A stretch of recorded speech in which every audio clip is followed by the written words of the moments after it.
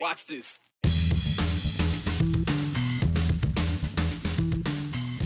The governor has given his approval to a lot of bills this year, except one so far. So lawmakers are hoping to spend the last days of this session trying one more time for medical freedom.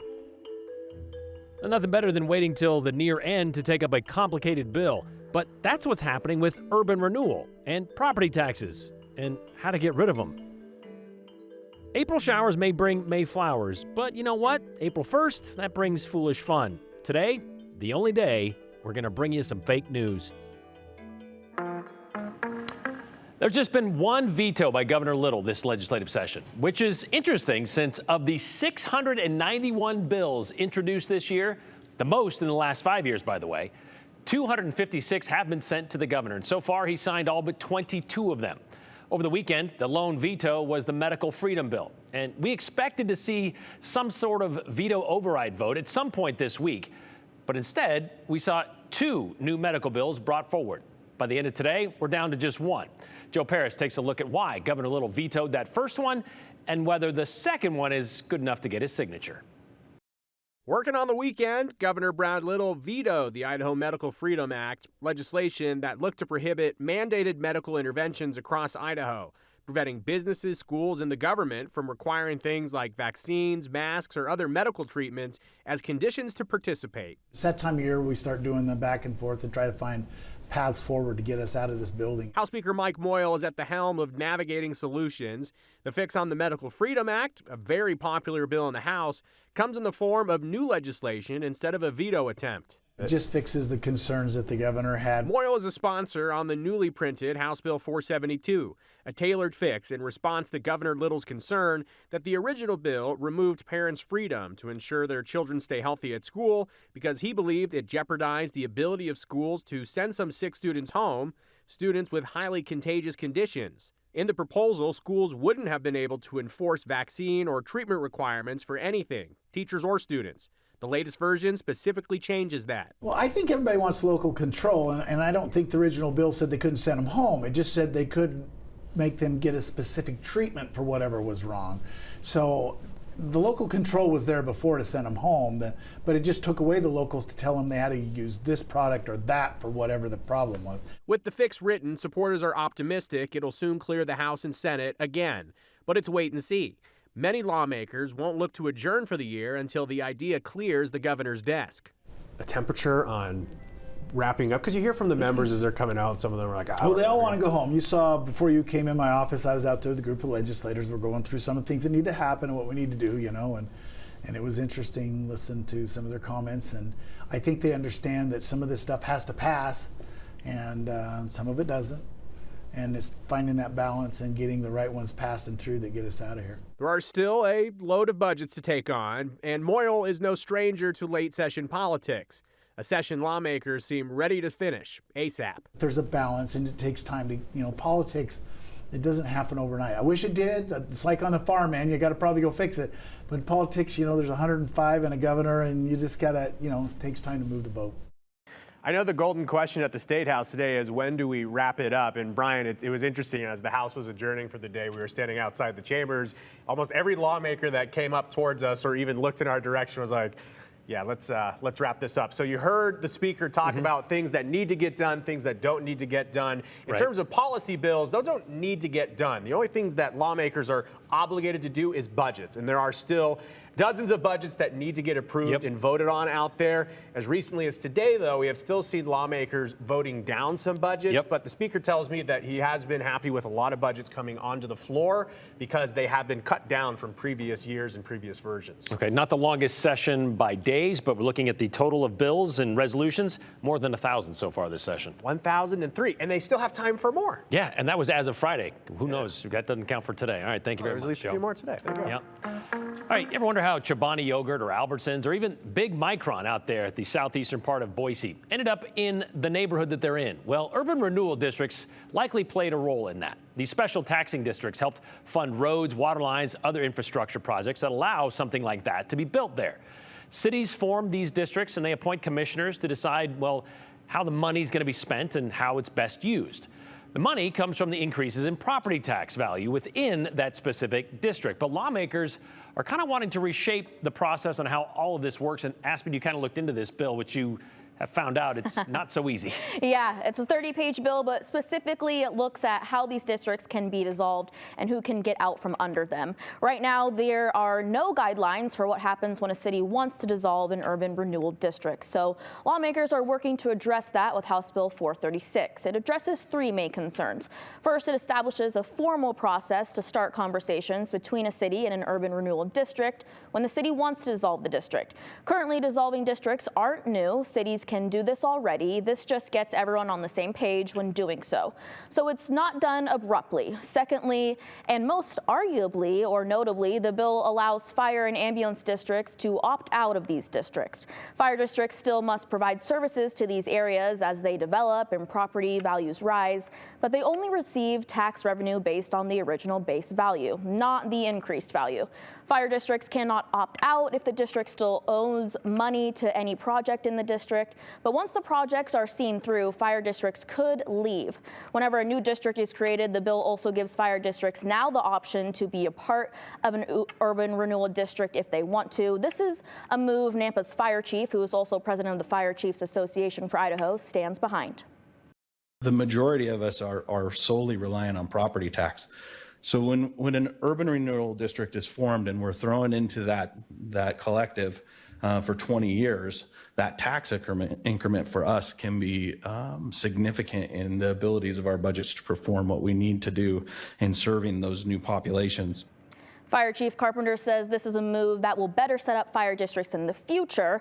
However, most fire districts will need to wait several years until financial responsibilities of an urban renewal district are finished before they can get out. Defenders of urban renewal district agencies say if a fire district were to opt out, that is a loss of revenue for renewal districts and potentially threats the future of infrastructure needs.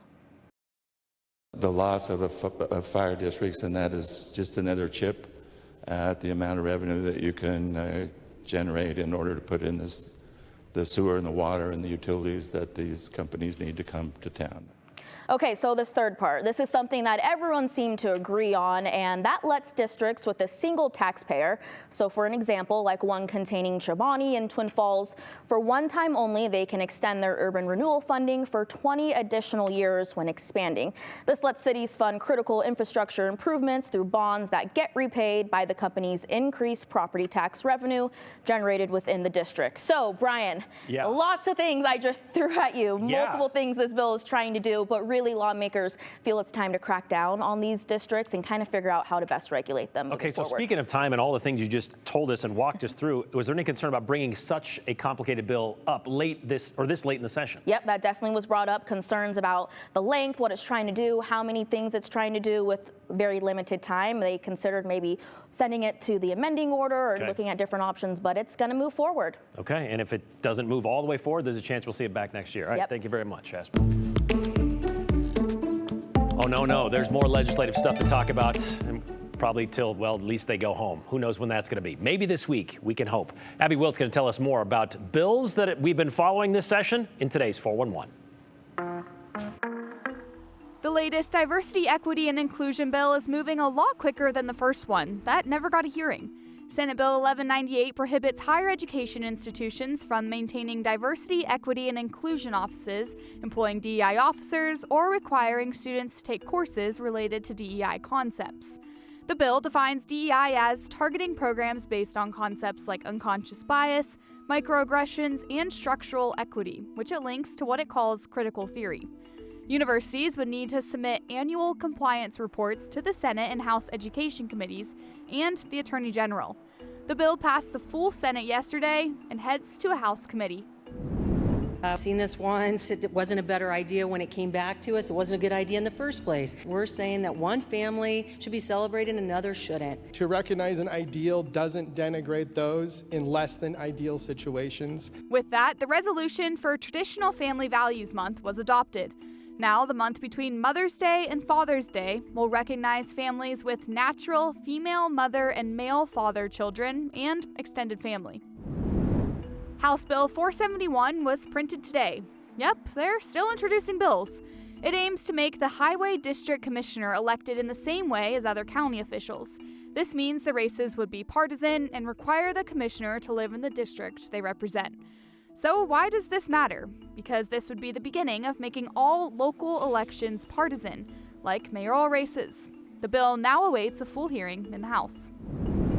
Idaho Senator Mike Crapo is asking for your input on affordable housing in Idaho. The survey is asking for feedback from homeowners, renters, and insurance brokers, to name a few, but it's open to Idahoans across the state. You can scan the QR code on your screen to take the survey, which runs through May 31st. Tonight, the College of Idaho is back in Caldwell to celebrate their national title win with their fans. The Yotes will unveil their third national championship banner and show off their new hardware. All are welcome at the Elgin Baylor Arena on C of I's campus tonight at 7, donned in purple. If you can't make it, make sure to watch on KTVB+, which you can download on your TV and watch for free. And that's the 411 on the 208. I'm Abby Wilt.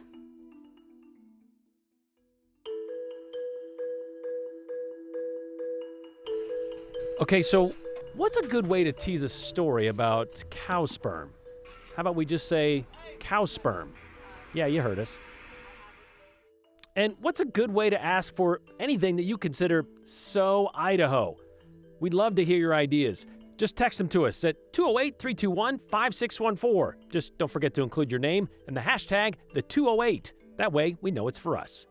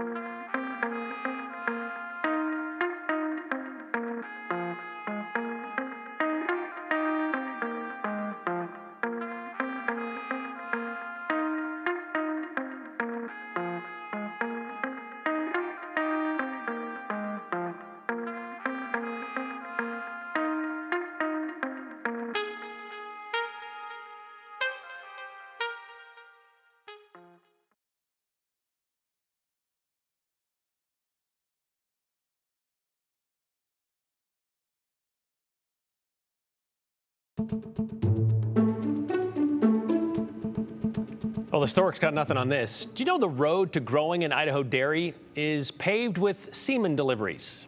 Gonna need some snow tires for that. That's right, because behind every strong, productive herd is a well-stocked tank of liquid gold.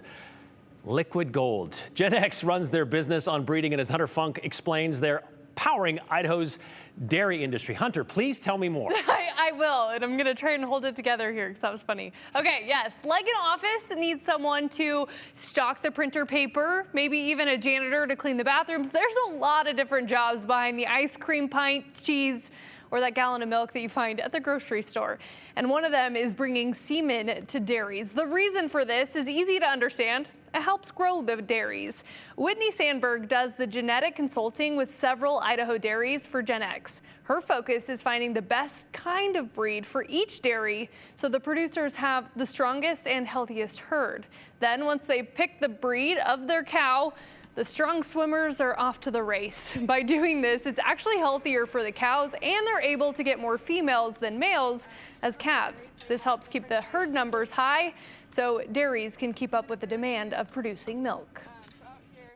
From breeding supplies to semen, nitrogen to keep everything cold. I make sure that they are all equipped with everything that they need for that. It's a lot safer for both like employees, workers, and for the cows than live coverage. So not having bulls on the farms is a very big key aspect of safety and health and sanitation on the dairies.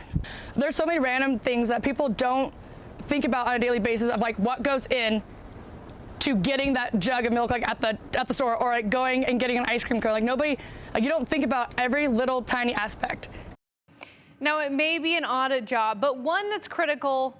It keeps the Idaho dairies among the top 3 in the U.S. for cheese and milk production. And coming up 6, we're going to look at a study to see how it's keeping the industry fertile and thriving. Right, and I mean, obviously people don't believe that this happens naturally with Right. dairy cows.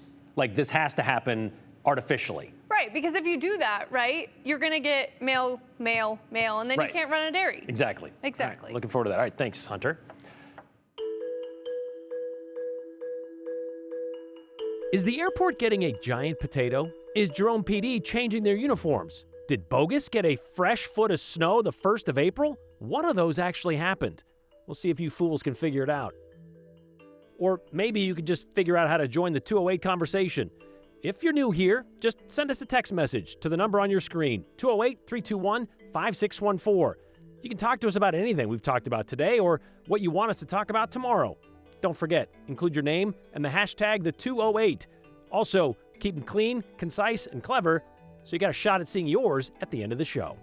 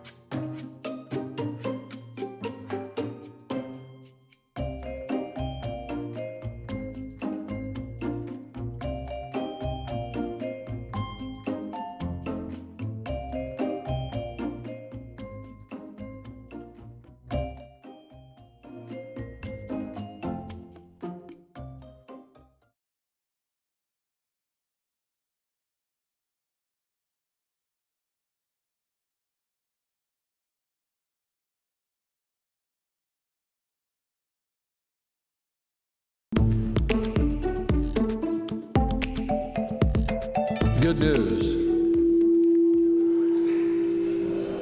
Benjamin Franklin's quote says, In the House of Representatives, April 1st, 2025. Mr. Speaker, we are Committee on Judiciary Rules and Administration. If you want to turn the volume down of your ringer, do not lift the handle off and then turn it down. Keep the handle down, arrow down. It will be loud for a second, but that's how you turn your ringer down. This is a sign we should not be here. Yeah, even the Idaho legislature is not immune to April Fool's Day pranks. Apparently, Representative Heather Scott turned up all the mics and all the phone ringers in the House chambers this morning. But as you heard House Speaker Mike Moyle say, maybe if they weren't in session into April, they could avoid such tomfoolery. I don't know. Why does anyone celebrate April Fool's Day anyway? Well, there's no definitive answer, but you may be familiar with the calendar story.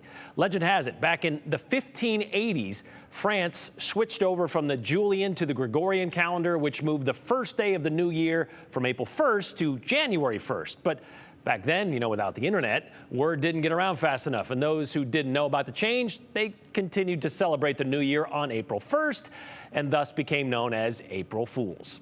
Sometime over the next 400 years, it became a day of pranks. I don't know how, but it did. Like what happened 100 years ago in Boise when BPD, quote unquote, raided a Kiwanis Club ladies' night social event. Guests and members were rounded up and directed toward the door, only to be told, it's just an April Fool joke. That's okay. Oh, the fun and merrymaking they had that night. It was impressive. Now we just post fake stuff on social media. I mean, more fake than usual. Like these we found today across Idaho. With more than a foot of snow falling on Bogus Basin in the last 24 hours, the news out of North Idaho might be believable to some. Lookout Pass plans to be open for skiing this summer? I mean, the mountain did get more than 400 inches of snow this season, and with their, quote, updated snow preservation methods, you could be bombing the Bitterroot Range well past the summer solstice. Opry ski in August, anyone? The tallest point in Nampa used to be the water tower. Today, it's the air tram. Say goodbye to traffic and hello to scenic views. Of what? Karcher Mall? Speaking of air travel, fans of art will welcome the latest installation at the Boise Airport. It's a potato fan, of course. Or is it a caterpillar? Can't tell. Moose in Moscow is nothing new. But that rack in the stacks? Moose Stevens is the newest librarian at the University of Idaho, specializing in mysterious novels and late-night shelf patrol. He is quiet, dependable, surprisingly well-read, and will do most anything for a muffin. Animals do seem to be the focus of many Fool's Day farces. Boise Police has now got a GLOW, or a Geese Liaison Officer, protecting the people from combative Canada geese and reminding them to watch where they step, I'm guessing. Oh, law enforcement loves the first day of April. Garden City has a new canine, a Chihuahua of considerable size, nearly half the height of a cruiser. His name? Jaws. But that's still not as jaw-dropping as Jerome PD dropping their pants. Just in time for summer, the tactical kilt. Keeping officers comfortable and cool in more ways than one, where they'll spend less time in the loo. And I'm sorry, I can't seem to get past the knobby knees. The tactical kilt, fits Jerome Police perfectly, unless running and getting in and out of the car is part of the job.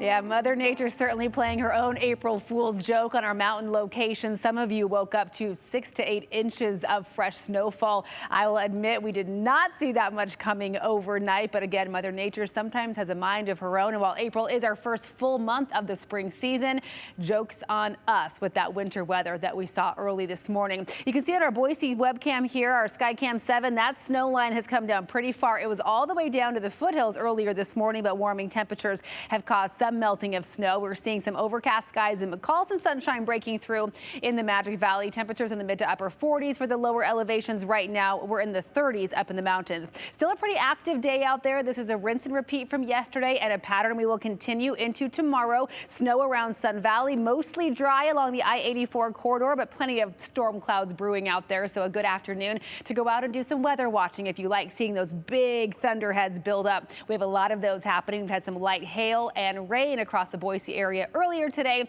We are dry for the moment, but as this low pressure center tracks to the south and the east over the next 24 hours, we'll have a rinse and repeat on our hands tomorrow as another round of late day showers and storms looks likely for your Wednesday. Your Tuesday evening, though, our first evening in April, our sun will go down at 8:12 tonight. We will stay mostly clear in Boise. Won't rule out a spot shower or two, though, across the Treasure Valley before sunset tonight. Tomorrow, we're waking up to temperatures below freezing again across the Snake Plain. rain. We'll see highs inch up a little bit tomorrow, low to mid 50s for the Treasure Valley, upper 40s in the Magic Valley. Our 7-day outlook shows temperatures and the breezy winds holding steady on Thursday. Then sunshine and warmth take over just in time for the weekend. Highs back up near 70 by Sunday.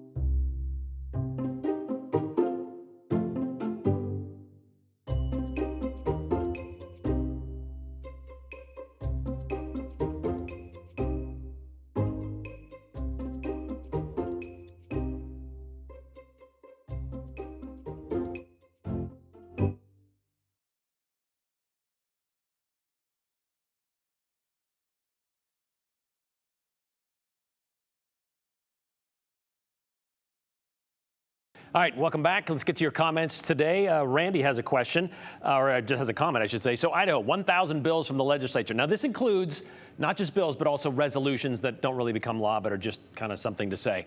I would wager less than half are actually necessary. I'm tired of government trying to tell me what to do and protect me from myself, says Randy. Meanwhile, Kelly in Boise says, does celebrating Traditional Families Month mean other families are not welcome here? You heard that, less than ideal from Senator Taves, right? So the widow or widower raising children alone after the tragic loss of a spouse is no longer worthy of being called a family. Hateful people claiming to love Idaho, but truly hating Idahoans is pitiful. That's from Kathy, I think, who's an Idaho native, by the way. So when are the Texas legislators going home? I see what you did there, David. I see what you did. We'll be back tomorrow. Continue with us and watch free now on the KTVB Plus app everywhere you stream.